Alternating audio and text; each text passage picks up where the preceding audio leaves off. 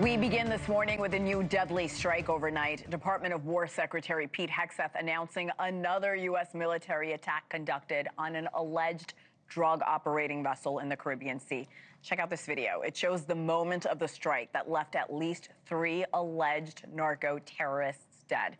The latest operation marks the 15th such attack conducted by the U.S. military in the waters near South American countries since September, killing at least 64 people amid increasing tension between the U.S. and Venezuela.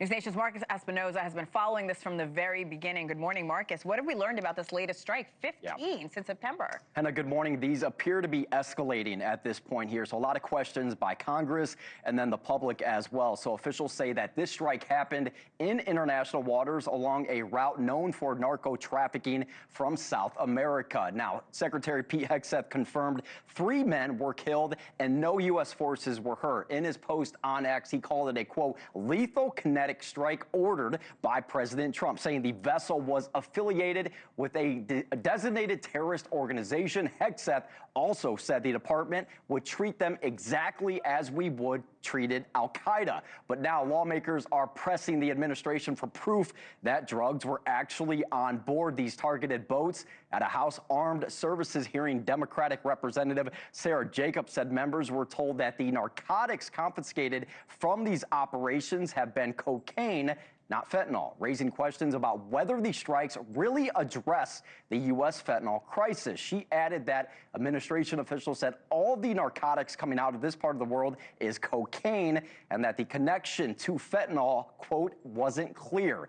Now, the Pentagon did not dispute that claim, but said in a statement that it considers any public discussion of information from classified briefings a serious breach of national security. Still, Hena, the administration says these strikes are necessary to stop drugs from reaching American shores. And as you said, this is just the latest strike in rising tensions that have been taking place over there for months now. Yeah, the timing is interesting, too, because all this is happening as new video was released of U.S. Marines training to support the Navy with Trump's response. What's going on there? Yeah, very intense training going on there as well. So a lot of questions with that move as well. So, Hena, this training is happening on water, in the air, also on land, as operations on land is something we have not seen the U.S. troops do to this point. And no surprise, all of this involves a lot of firepower. Take a look. You can see Marines in helicopters and hovercrafts involving hundreds of people moving in a beach setting. And when it comes to that land training, you can also see them